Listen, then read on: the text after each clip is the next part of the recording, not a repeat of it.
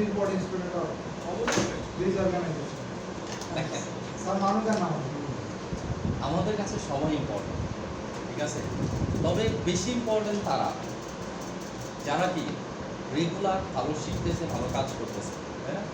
Less important তারা যারা ভর্তি হয়ে গেছে, আসা যাওয়ার কোনো খবর নাই, ঠিক আছে, সে যে ব্যাচেরই হোক, ঠিক আছে। আমাদের এখানে ফার্স্ট যে ছেলেটা, মানে এই ব্রাঞ্চে এসে যে ফার্স্ট ছেলেটা ভর্তি হয়েছে, ও কিন্তু কোর্সই করে না, বাড়িতে যায় বসে আছে করোনার সময়, এখন আসেই না, ঠিক আছে। এখন ইম্পর্টেন্সই জিনিসটা ডিপেন্ড করে কি আপনি আমাদের জন্য ইম্পর্টেন্ট স্টুডেন্ট, কেন আপনি রেগুলার আসেন, শিখতে চেষ্টা করতেছেন। দেখেন পারা না পারা জিনিসটা কি আলাদা বিষয়, ঠিক আছে, আপনার চেষ্টা কতটুকু আছে এটা ভেরি মাচ ইম্পর্টেন্ট, তাই না? আপনার যদি চেষ্টা থাকে আপনি এক জায়গায় না এক জায়গায় যে কী করবেন, গেইন করবেন। মনে রাখবেন কোনো জিনিসের জন্য যদি আপনি স্যাক্রিফাইস করেন, যতটুকু স্যাক্রিফাইস করবেন তার আউটপুট কি কতটুকু পাবেন, ঠিক আছে, এটা আপনার ফরচুন লেখা আছে, এটা আপনি পাবেন সেই জন্য এখন স্যাক্রিফাইস করতেছেন, ঠিক আছে। আবার অনেকে কি আছে কোনো রকম স্যাক্রিফাইস ছাড়া কি করতেছে, কোথাও ছোটো যদি স্যাক্রিফাইস করতে আরও বেশি কিছু পেত, ঠিক আছে, যতটুকু পাচ্ছে এটা নিয়েই খুশি, ঠিক আছে। এরপর আবার বিভিন্ন জনের বিভিন্ন সমস্যা থাকে, সমস্যাগুলো আমাদের কি এর বিষয়ে আপনাদের কাছে সবাইকে ফোন দেওয়া হয়েছে, ঠিক আছে, কেউ বাড়ির কাজ করতেছে, করোনা হবে, কেউ ইনার কাজ করে বাড়িতে চলে গেছে, ঠিক আছে। আমরা আজকে পড়াবো অ্যান্টি হাইপারটেনসিভ ড্রাগ, একটু বেশিক্ষণ লাগবে না, বাট কি ইম্পর্টেন্ট একটা চ্যাপ্টার। হাইপারটেনসিভ ড্রাগ এখানেই তো লেখা আছে 30 পৃষ্ঠায় কার্ডিওভাস্কুলার অ্যান্টি হাইপারটেনসিভ, ঠিক আছে। তাহলে অ্যান্টি হাইপারটেনসিভ ড্রাগ যদি আমি পড়তেছি, ড্রাগের নাম কি? অ্যান্টি হাইপারটেনসিভ ড্রাগ, এটুকু আমরা বুঝছি তো, অ্যান্টি হাইপারটেনসিভ ড্রাগ। তাহলে এটা আমরা কিসের জন্য করতেছি? এটা আমরা সেকেন্ডের একটা রোগ ছিল হাইপারটেনশন, এটার জন্য করতেছি, তাই না? এই সেকেন্ডের হাইপারটেনশন রোগটা আমরা কিসের জন্য কোথা থেকে পড়ছি? ফার্স্টের ব্লাড প্রেশার, তাই না? ফার্স্ট সেমিস্টার আমরা কি পড়ছি? Blood pressure. এই ব্লাড প্রেশারের সাথে সরাসরি সম্পর্কযুক্ত হচ্ছে কি? হাইপারটেনশন। হাইপারটেনশনের সাথে সরাসরি সম্পর্কযুক্ত হচ্ছে কি? হাইপারটেনসিভ ড্রাগ, ঠিক আছে। তাহলে আপনাকে অবশ্যই কি এই দুইটা অংশ ক্লিয়ার থাকতে হবে এবং ফর হাইপারটেনসিভ ড্রাগ করার জন্য, ঠিক আছে। তাহলে ব্লাড প্রেশার কি জিনিস? বলেন, what is blood pressure? Blood pressure হচ্ছে হলো বয়স এবং লিঙ্গ ভেদে হোয়াট ইজ ব্লাড প্রেশার? রক্তের চাপ তো বাংলা অর্থ, কাকে বলে রক্তের চাপ?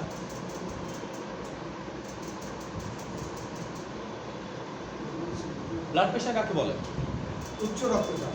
উচ্চ রক্তচাপ তো হাইপারটেনশন, আমরা ফার্স্ট থেকে আসতে দিই। রক্ত চলাচলের সময় শিরা বা ধমনীতে যে প্রেসার ক্রিয়েট হয়, শিরাতে না, ধমনীতে যে রক্তচাপ, ঠিক আছে। তার মানে কি ব্লাড ভেসেলের ভিতর দিয়ে ব্লাড চলাচলের সময় ভেসেল ওয়ালে ব্লাড যে 500 চাপ প্রয়োগ করে তাকে কি ব্লাড প্রেশার বলে। ব্লাড প্রেশার কত প্রকার ছিল? কি কি প্রবলেমটা কোথায় ছিল? কি কি? জাকির স্যার, জাকারিয়া স্যার, একটা হচ্ছে একদম স্যার, একটা হচ্ছে হলো নরমাল, সন্তোষজনক, নরমাল, অসন্তোষজনক, পরীক্ষার রেজাল্ট নাকি নরমাল, উত্তীর্ণ, অনুত্তীর্ণ, সন্তোষজনক, বিশেষ বিবেচনায় উত্তীর্ণ।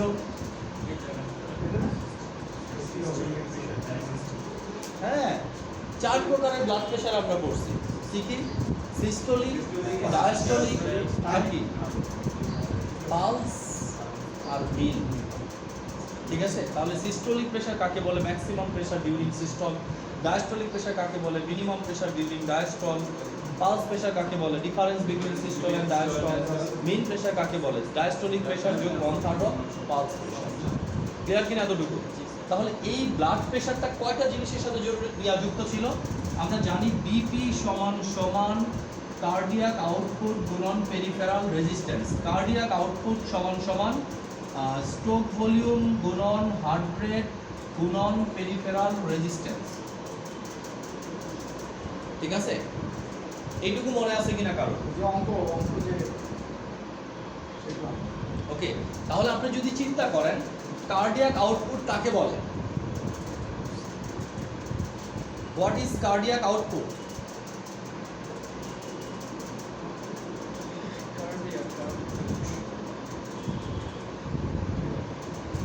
এটা আপনাদের আজকে জানাই ছিল না যে কার্ডিওভাস্কুলার সিস্টেমে ড্রাগ করানো হবে।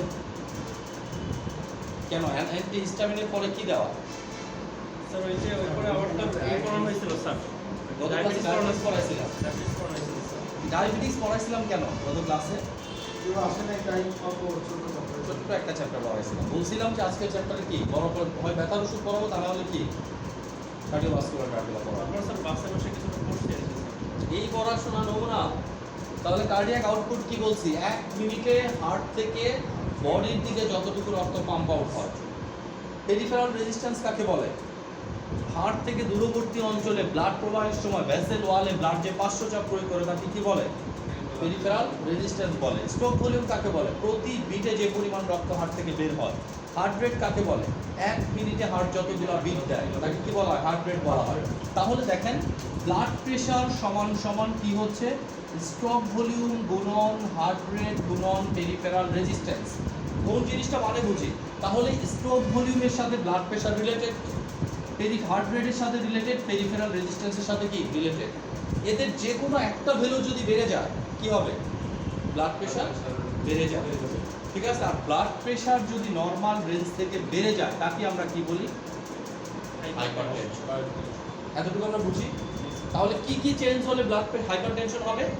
যদি কারোর স্ট্রোক ভলিউম চেঞ্জ হয়, হার্ট রেট চেঞ্জ হয়, পেরিফেরাল রেজিস্ট্যান্স চেঞ্জ হয়, অথবা এমন কোনো প্যারামিটার চেঞ্জ হয় যে প্যারামিটারটার সাথে কি সরাসরি ব্লাড প্রেশার, বসে থাকেন, সরাসরি ব্লাড প্রেশারটা কি জড়িত।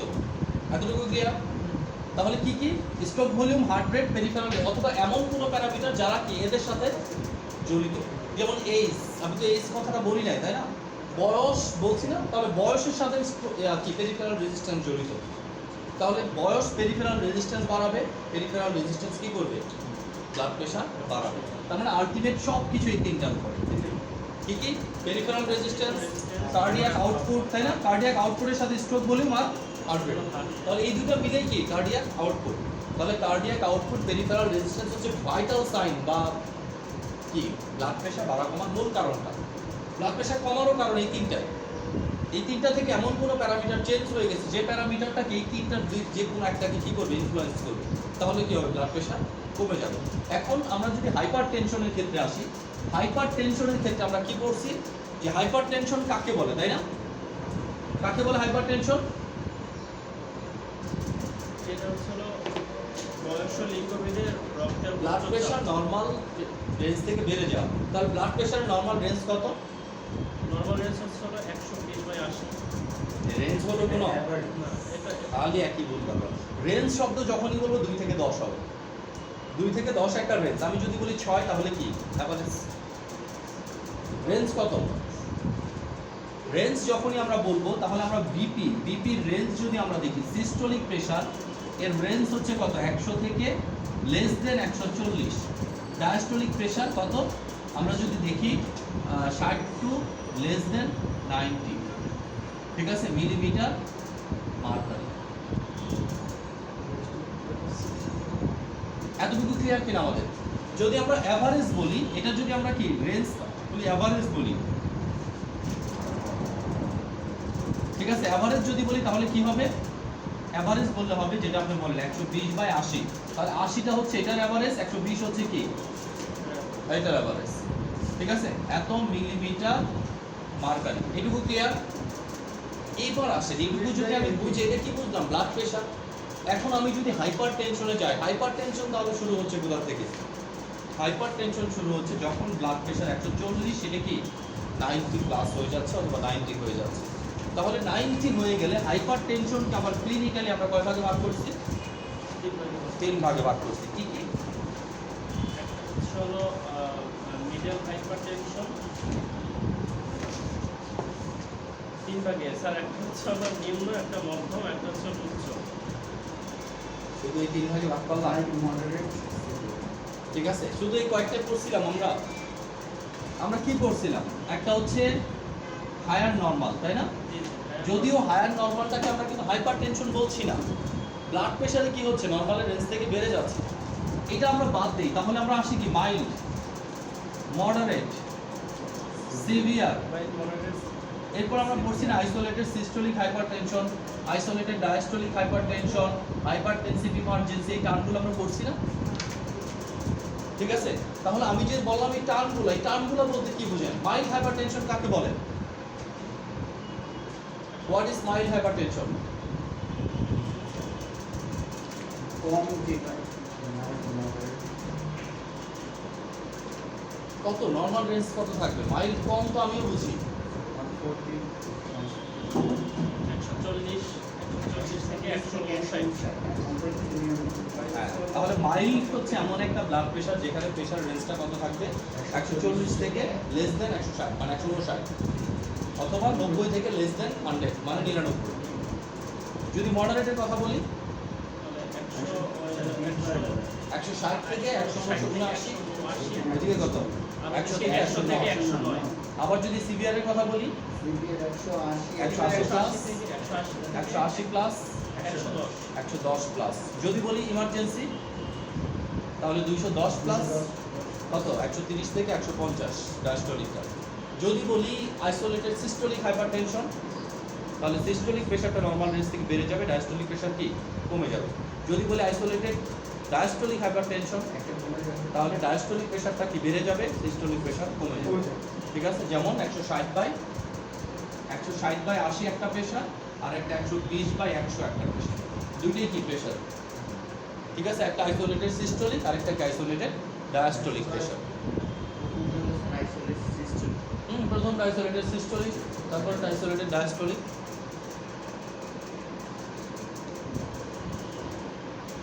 ক্লিয়ার এতটুকু? এইটুকু যদি ক্লিয়ার থাকে, এর সাথে কি হাইপারটেনশনের বিভিন্ন কারণ পড়ছি। কারণ অনুসারে হাইপারটেনশন দুই প্রকার, একটা হচ্ছে প্রাইমারি আর একটা কি সেকেন্ডারি, তাই না? আমাদের ম্যাক্সিমাম হাইপারটেনশনের মূল কারণটাই কি প্রাইমারি হাইপারটেনশন। দেখেন আমাদের কি হাইপারটেনশন এবং হাইপোটেনশন জনিত রোগের লক্ষণ প্রায় সেম। ঠিক আছে, মাথা ঘাড় ব্যথা করা, বমি বমি ভাব আসা, শরীরে অস্বস্তি লাগা, এগুলো কি সেম। এখন রোগটার হাইপারটেনশন না হাইপারটেনশন বোঝার জন্য অবশ্যই কি বিপি মেজারমেন্ট করতে হবে আপনাদের। ঠিক আছে, ওকে।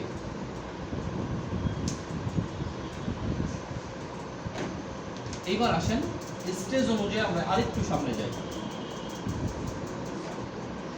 ওইখানে একটা জিনিস ছিল হাইপারটেনসিভ ট্রিটমেন্টের ক্ষেত্রে। হাইপারটেনসিভ ট্রিটমেন্টের ক্ষেত্রে আমরা কি বলেছিলাম যে যদি কারোর স্টেপ 1 হয়, স্টেপ 1 মানে কি মাইল্ড, স্টেপ 1 কি মাইল্ড হাইপারটেনসিভ। তাহলে মাইল্ড হাইপারটেনশনের ক্ষেত্রে আমরা যে ড্রাগগুলো ইউজ করব, ঠিক আছে, এই ড্রাগগুলো কি মোটামুটিভাবে 50-এর নিচের ব্যক্তিদের, যাদের বয়স কি 50 থেকে কম, আরেকটা হচ্ছে কি যাদের বয়স 50 থেকে বেশি, যাদের বয়স কি, আচ্ছা এটা হচ্ছে বেশি, এটা হচ্ছে কম। ওকে, যাদের বয়স 50 থেকে বেশি আর যাদের বয়স 50 থেকে কম, ধরেন আমরা 50 ধরতেছি, বাংলাদেশের প্রেক্ষাপটে 50-এর উপরে হাইপারটেনশন হওয়ার সম্ভাবনা বেশি থাকে। ওকে, তাহলে মাইল্ড হাইপারটেনশনের ক্ষেত্রে আমরা কি দিব? এ এর সাথে কি এ অর বি, তারপরে কি সি অর ডি। তাহলে ক্যাটাগরি দুটো ভাগ হয়ে গেল। আমরা একটু পরে দেখবো এ বি সি, যেহেতু ফার্মাকোলজি। তাহলে এ অথবা বি, সি অথবা ডি।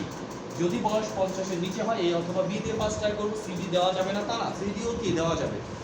যদি 50-এর বেশি আমরা ফার্স্ট ট্রাই এটা দিয়েই করব, 50-এর কম হলে ফার্স্ট ট্রাই এটা দিয়েই করব। সেকেন্ড স্টেপে স্টেপ 2 যদি হয় তাহলে কি এ অর বি যোগ সি অর ডি। তার মানে এ বি থেকে যে কোনো একটা, সি ডি থেকে কি যে কোনো একটা। এ কি একসাথে না, সি ডি কি একসাথে না। সেকেন্ড স্টেপ মানে কি moderate hypertension.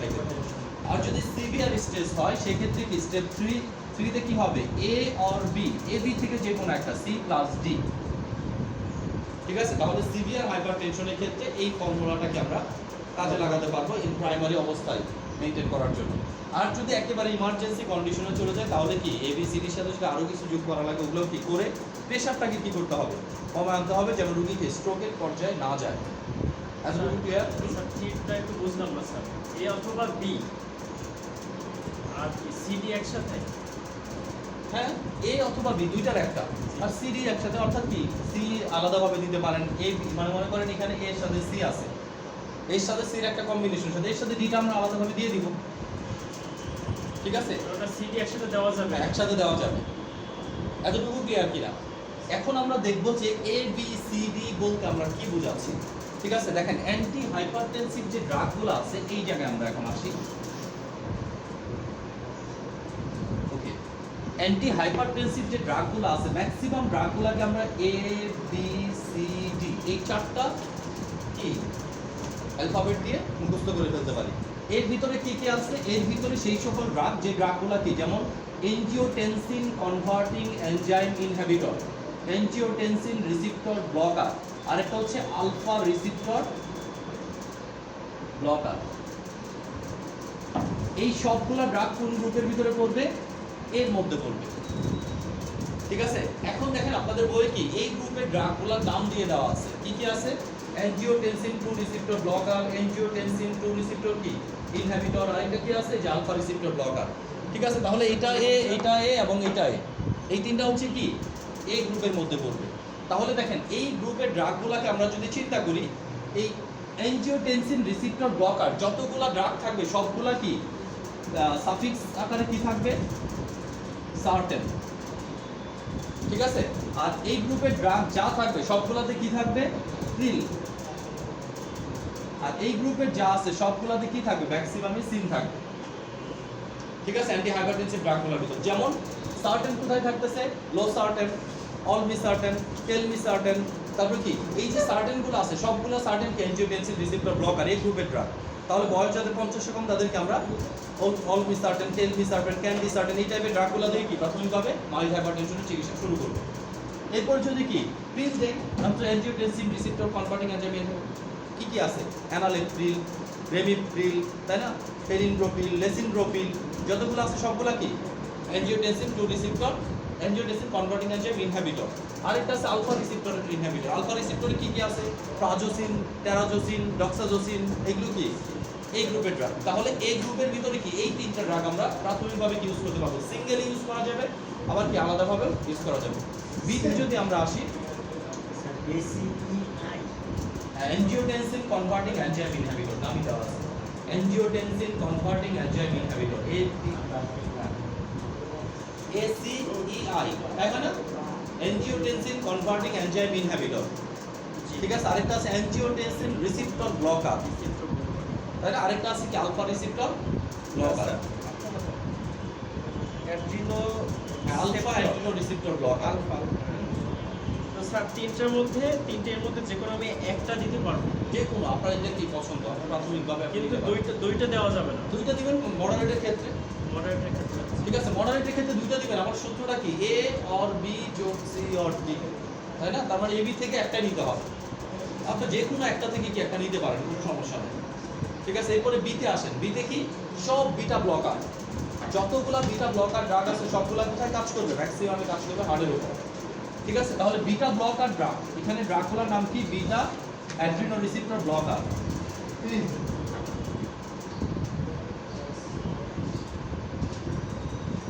Beta Adreno receptor blocker.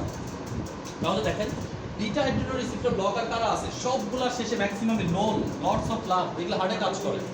তাহলে হার্ট রেট বাড়ানোর ক্ষেত্রে, হার্ট রেট কমানোর ক্ষেত্রে, যাদের কি আছে পালপিটেশনের সমস্যা আছে তাদের জন্য কি এগুলো ব্যবহার করা যেতে পারে। তারপরে কি যাদের মাইগ্রেন আছে, মাইগ্রেন প্রোফাইলেক্সিস হিসেবে কি ড্রাগগুলো ব্যবহার করা যেতে পারে হার্ট রেটের সাথে যারা জড়িত যে রোগগুলো, কারণ এগুলো কাজ করে কি হার্ট রেট কমায়, হার্টে কাজ করে। তাহলে সবগুলোতে কি লেখা থাকবে? লোল, লটস অফ লাভ। লাভ মানে হার্টের সাথে আমরা বলি, তাই না? স্যার লোন না লোন? লোল হবে, লোল, LOL, অ্যাটিনোলোল, প্রোপ্রানোলোল, বিসোপ্রোলোল, এল হবে সব। সবগুলো এন হবে। প্রথম দিকে এন কিন্তু স্যার এই দুইটা এন আছে। প্রোপ্রানোলোল হবে, এন হবে না। বিসোপ্রোলোল হবে, অ্যাটিনোলোল হবে, LOL, সবগুলা লোল, লটস অফ লাভ, ঠিক আছে? অ্যাটিনোলোল, প্রোপ্রানোলোল, বিসোপ্রোলোল, মেটোপ্রোলোল, লিবিডোলোল যা আছে সবগুলা কি টিমোলোল, সব কি লোল লোল লোল। তাহলে লোল শব্দ যখনই শেষে থাকবে কি বুঝবেন? Beta blocker. সার্টেন শব্দ যখনই থাকবে কি বুঝবেন? এনজিওটেনসিন কনভার্টিং এনজাইম ইনহিবিটর, মানে এই গ্রুপের। যখনই প্রিল শব্দ থাকবে কি বুঝবেন? যেটা হচ্ছে এই গ্রুপেরই, মানে এর ভিতরেই পড়তেছে, এটা কি এনজিওটেনসিন কনভার্টিং এনজাইম ইনহিবিটর। যখনই সিন থাকবে কি বুঝবেন, যেটা আলফা রিসিপ্টর ব্লকার। ঠিক আছে, তাহলে দুইটা গেল। Next one C. সিতে আছে কি?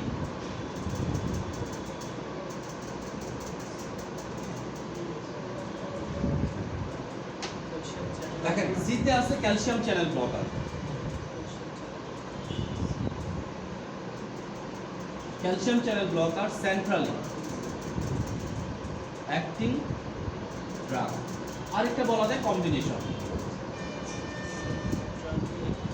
ঠিক আছে, কম্বিনেশন ড্রাগগুলো কিভাবে হবে দেখেন, আপনারা একদম ফার্মাসিউটিক্যালস এখানে যেভাবে দেওয়া হচ্ছে ঠিক ওইভাবেই তৈরি হবে। স্যার কম্বিনেশন দেখেন কম্বিনেশন কখনো আপনি এ যোগ বি পাবেন না, কখনো কোনোদিনও কি ফার্মাসিউটিক্যালস প্রোডাক্ট যেভাবে তৈরি কখনো কোনো কম্বিনেশনে এ যোগ বি পাবেন না। সবসময় কি পাবেন, এ যোগ সি অথবা এ যোগ ডি অথবা কি বি যোগ সি অথবা বি যোগ ডি এইভাবে পাবেন। মানে এ বি থেকে যে কোনো একটা, সিডি থেকে কি যে কোনো একটা কম্বিনেশন। যেমন আমাদের মার্কেটে কি কি ড্রাগ কম্বিনেশন আছে, অ্যাটিনোলল অ্যামলোডিপিন কম্বিনেশন দেখেন না, অ্যাটিনোলল যোগ অ্যামলোডিপিন এই কম্বিনেশনে কি ব্যবহার করা হচ্ছে, অ্যাটিনোলল হচ্ছে কি বি গ্রুপের ড্রাগ, অ্যামলোডিপিন হচ্ছে কি সি গ্রুপের ড্রাগ। এরপরে কি দেওয়া আছে, লোসার্টেন পটাশিয়াম যোগ হাইড্রোক্লোরোথায়াজাইড। লোসার্টেন হচ্ছে কোন গ্রুপের ড্রাগ, এ গ্রুপের ড্রাগ। হাইড্রোক্লোরোথায়াজাইড হচ্ছে কি ডি গ্রুপের ড্রাগ। তার মানে মার্কেটে প্রোডাক্টগুলো এইভাবেই তৈরি হয়, এ থাকবে না হলে কি A D A C B D অথবা বিসি। মার্কেটে এর বাইরে কোনো ড্রাগ আপনি কম্বিনেশন আকারে দুটো একত্রে পাবেন না, সব ড্রাগ এইভাবেই তৈরি। ক্লিয়ার এতটুকু? তাহলে কম্বিনেশন ড্রাগগুলো আমরা এর ভিতরে নিচ্ছি না, কারণ কম্বিনেশন সবগুলোর জন্য প্রযোজ্য। হ্যাঁ, নেক্সট ওয়ান আছেন centrally acting drug. Centrally acting drug মানে কি, যে ড্রাগগুলো ব্রেনে কাজ করে। ঠিক আছে, আমাদের কি হাইপার টেনশনের সাথে কি সেন্ট্রাল নার্ভাস সিস্টেম বেরো রিসিপ্টর রিলেটেড কি একটা কি আছে, মানে রিলেশন আছে। তাহলে ওই রিলেশন অর্থাৎ ব্রেন লেভেলে যারা কাজ করে ব্লাড প্রেশার কমায় তাদেরকে আমরা কি বলতেছি, সেন্ট্রালি অ্যাক্টিং ড্রাগ। ঠিক আছে, দেখেন এখানে 2-3টা প্রকারের ড্রাগ দেওয়া আছে, methyl dopa clonidine centrally acting drug, methyl dopa clonidine. হ্যাঁ সিতে নিছি স্যার। হ্যাঁ সিতে, এটা তো সিতেই বলতেছে এখন, তাই না? স্যার এই যে কম্বিনেশন এটা আমরা সিতে আর নিতে পারবো না, কারণ এটার ভিতরে সবগুলাই আছে, এটার তারপরে নাম সবগুলাই যেহেতু আছে। কম্বিনেশন আমরা জাস্ট কি বলতে পারি, আর কিছু না। আরেকটা কি calcium channel blocker. Calcium channel blocker, calcium চ্যানেলের কাজ কি, ক্যালসিয়ামের কাজ কি, ক্যালসিয়াম কি কাজ করে মনে আছে আপনারা, ভুলে গেছেন? স্যার ওই যে হাড় শক্ত করে। হাড় শক্ত করে, শুধু কাজ কি, হাড়ে জমলে হাড় শক্ত করে, আর কি কাজ? ক্যালসিয়ামের খুবই ভাইটাল একটা কাজ আমরা টিস্যু অধ্যায়ে পড়ছিলাম, বলছিলাম কি মাসেল সংকোচন প্রসারণ। ঠিক আছে, role of calcium ion in muscle contraction and relaxation. ঠিক আছে, প্রপারলি আমরা ওইখানে পড়াই নিয়ে আসছি, তাই না? তাহলে ক্যালসিয়ামের সাথে মাংসপেশি সংকোচন প্রসারণ সম্পর্কিত। হার্ট কি মাসেল না? তাহলে হার্ট মাসেলের সংকোচন প্রসারণের সাথে ক্যালসিয়ামের সম্পর্ক আছে। ব্লাড ভেসেলের সংকোচন প্রসারণের সাথে কি আছে, ক্যালসিয়াম চ্যানেলের ভূমিকা আছে। তাহলে ক্যালসিয়াম চ্যানেল ব্লকার ড্রাগগুলো কি হার্টেও কাজ করে, ব্লাড ভেসেলেও কাজ করে। ঠিক আছে, আলটিমেট হার্টের কি সংকোচন লেভেলটা কমায় দেয়, হার্ট ব্লাড প্রেশার কমে যাবে। ব্লাড ভেসেলের সংকোচন প্রসারণ যদি রিল্যাক্স করে দেয় তাহলে কি এর ভিতরে প্রেশারটাও কমে যাবে। চেপে ধরলে যে প্রেশার লাগবে, চেপে ধরলে যে প্রেশার লাগবে, লুজ করে ধরলে কি সেম প্রেশার লাগবে? তাহলে কি চেপে ধরবে কখন, যখন কন্ট্রাকশন হবে। কন্ট্রাকশন কখন হয়, যখন ক্যালসিয়াম ঢুকবে ভিতরে। আমি যদি রিসিপ্টরটাকে ব্লক করে দিই, চ্যানেলটাকে ব্লক করে দিই, তাহলে ক্যালসিয়াম সেলের ভিতরে ঢুকবে? যদি না ঢুকে তাহলে এটা রিল্যাক্স থাকবে। মাসেল কন্ট্রাকশন রিল্যাক্সেশন বলছি না, ক্যালসিয়াম বের হয়ে আসলে কি হয়, রিল্যাক্স হয়ে যায়। ক্যালসিয়াম ভিতরে ঢুকলে কি হয়, সংযোজিত হয়ে যায়। ঘটনাটা ঠিক এই জায়গায় করবে, ক্যালসিয়াম চ্যানেলটাকে ব্লক করে দেবে। কি ড্রাগ আছে দেখেন, অ্যামলোডিপিন, নিফিডিপিন, ডিলড্রাজিন, ভেরাপামিল, এই টাইপের ড্রাগগুলো যা আছে সবগুলাই কি ক্যালসিয়াম চ্যানেল ব্লকার। ঠিক আছে, এরপর আসুন দেখি। হ্যাঁ ওই অনেক স্যার অ্যামলোডিপিন সবচেয়ে বেশি চলে স্যার। আগে তো দেখবেন ক্যালসিয়াম চ্যানেল ব্লকার করি, এখানে দেখেন এই যে calcium channel blocker, amlodipine, nifedipine, verapamil, ডিলড্রাজিন, নিকারডিপিন, নিমোডিপিন। সবচেয়ে স্যার অ্যামলোডিপিন আর নিফিডিপিন এটাই বেশি চলে বাজারে স্যার। যেটা আপনি চালাবেন সেটাই চলবে বাজারে। ক্যালসিয়াম চ্যানেল ব্লকার এটা, ঠিক আছে। তাহলে প্রাথমিকভাবে সবার পরিচিত নাম অ্যামলোডিপিন, চেষ্টা করেন, কারণ অ্যামলোডিপিনের সাথে অ্যাটিনোরোল আবার কম্বিনেশন আছে। অ্যামলোডিপিনে যদি না কমে তখন অ্যামলোডিপিন টু অ্যাটিনোরোল দিয়ে দিবেন। ঠিক আছে, বাট আপনি যেটা বলবেন ক্যালসিয়াম চ্যানেল ওটাই কি কাজ করবে, ক্যালসিয়াম চ্যানেল ব্লকার। এরপরে আসেন নেক্সট ওয়ান, ডাইউরেটিক্স, মানে ডি গ্রুপে। ডি গ্রুপে কি আছে, ডি গ্রুপে আছে দুইটা, একটা হচ্ছে ডাইরেক্ট ভ্যাসোডাইলিউটর, আরেকটা হচ্ছে কি ডাইউরেটিক্স। ডায়ুরেটিক্স মানে কি? মূত্রবর্ধক ড্রাগ, তাই না? তাহলে যে সকল ড্রাগ প্রস্রাবের পরিমাণ বাড়াবে ওই সকল ড্রাগে কি হবে? ব্লাড ভলিউম কমে যাবে, তারপর কি হবে? কার্ডিয়াক আউটপুট কমে যাবে, ব্লাড প্রেশারও কি কমে যাবে, একটা বিষয়। আরেকটা হচ্ছে কি, আরেকটা যদি আমরা সিম্পলি বলি ডাইরেক্ট ভ্যাসোডাইলিউটর, যারা কি একদম সরাসরি ব্লাড ভেসেলকে কি করে দেয়? প্রসারিত করে দেয়, ডাইলিউট করে দেয়, তারাও কি হবে? দ্রুত ব্লাড প্রেশারটাকে কমিয়ে নিয়ে আসবে। ঠিক আছে, এই কয়েকটা ড্রাগ আমাকে মুখস্থ করে দিবেন নেক্সট ক্লাসের জন্য। ঠিক আছে, এখানে সবগুলো অ্যান্টি হাইপারটেনসিভ ড্রাগ আছে, মার্কেটে যতগুলো ড্রাগ পরিচিত আছে সবগুলা। ঠিক আছে, এর বাইরে মার্কেটে খুব একটা বাইরের ড্রাগ আপনি পাবেন না। যত ড্রাগ হাত দিবেন এর ভিতরে কি সবগুলো ড্রাগ ঘোরাফেরা করবে, এইগুলাই। ঠিক আছে, স্যার এই পাশে এগুলো কি সামনে স্যার? যায় না, আগে পিছনে যেটি বলছে ওটা মুখস্থ করেন। অ্যান্টি হাইপারটেনসিভ ড্রাগ মুখস্থ না করলে কোনো লাভ নাই।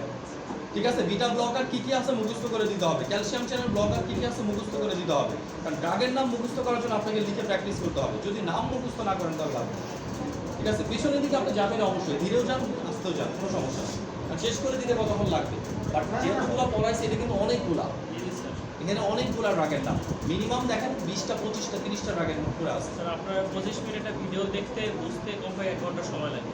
ওইটা সমস্যা নাই, আপনি ক্লাস আসলে আলাদা ক্লাসে ক্লাস করলে স্যার ওটা ভালো হয়, ভিডিও দিয়ে